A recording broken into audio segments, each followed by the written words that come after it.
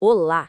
Hoje a gente vai mergulhar fundo no plano de gestão que a Chapa 01 apresentou para a direção do Centro de Engenharia, Modelagem e Ciências Sociais Aplicadas da UFABC, o famoso SEX.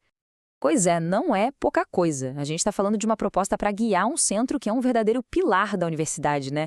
Super conhecido pela pluralidade de áreas e pela relevância científica.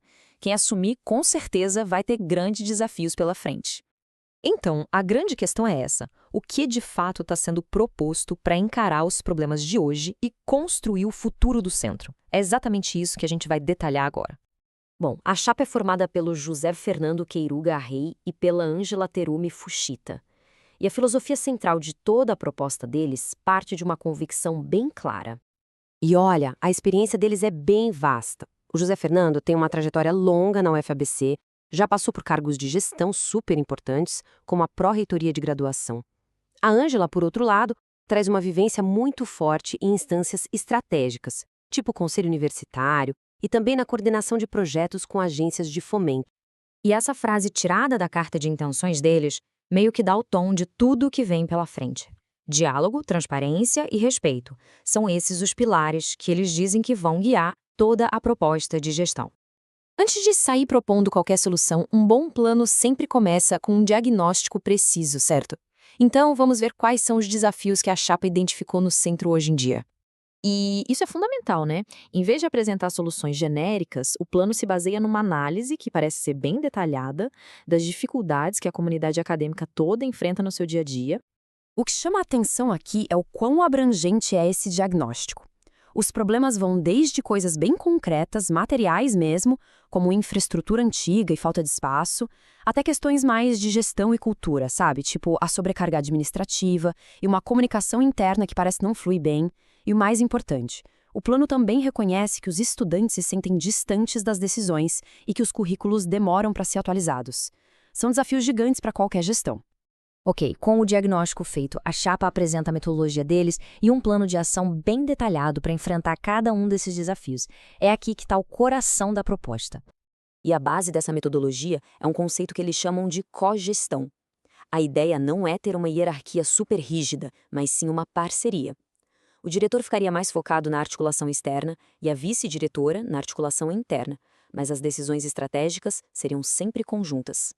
E para isso não ficar só na teoria, o plano detalha os mecanismos práticos. Uma agenda pública, reuniões semanais para todo mundo se alinhar, um sistema de substituição automática e até a coassinatura em documentos importantes. São ações bem concretas para tirar a cogestão do papel e transformar na rotina da diretoria. Vamos então para o primeiro pilar desse plano estratégico, que ataca de frente aqueles problemas de comunicação e participação que foram apontados lá no diagnóstico. Para tornar a gestão mais aberta, as ações são bem diretas. Para aumentar a participação, a ideia é criar canais de escuta permanentes. Para dar mais transparência, eles propõem um painel digital com os dados do centro, incluindo o orçamento. E para fortalecer o diálogo institucional, o plano é manter uma conversa constante com as outras áreas da universidade. Agora, o segundo pilar. Esse é sobre o dia a dia mesmo, sobre as condições materiais e os processos que afetam todo mundo no centro. Aqui o foco é total em infraestrutura e na organização administrativa. Aqui a gente vê uma conexão bem direta entre o problema e a solução. Para a sobrecarga administrativa, a proposta é mapear e padronizar os processos. Para a infraestrutura, um plano anual de manutenção. E para a questão do uso de espaços, a promessa é de critérios mais claros e transparentes na hora de alocar. Por fim, a gente chega no coração da universidade, a vida acadêmica. O terceiro pilar se debruça sobre os 3 eixos que são fundamentais, né? Ensino, pesquisa e extensão. A abordagem aqui parece buscar uma integração entre os 3 eixos. Para modernizar o ensino, a gestão quer apoiar as atualizações curriculares. Para fortalecer a pesquisa, o foco é oferecer mais suporte administrativo para os projetos.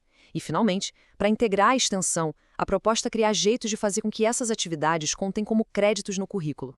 Então, depois de analisar o diagnóstico e as ações propostas, o plano termina com uma declaração de visão, amarrando todas essas ideias num objetivo final para o SEX.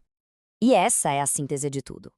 A busca por um centro que seja, ao mesmo tempo, um protagonista na sua área, mas que também seja agregador e acolhedor para sua comunidade. A excelência acadêmica, segundo plano, tem que andar de mãos dadas com a inclusão e a diversidade. Bom, a proposta está na mesa. Tem um diagnóstico claro e um plano de ação bem detalhado. A questão que fica agora para a reflexão de toda a comunidade acadêmica é se essa visão e essas ferramentas são mesmo o caminho para construir o futuro dos sexes.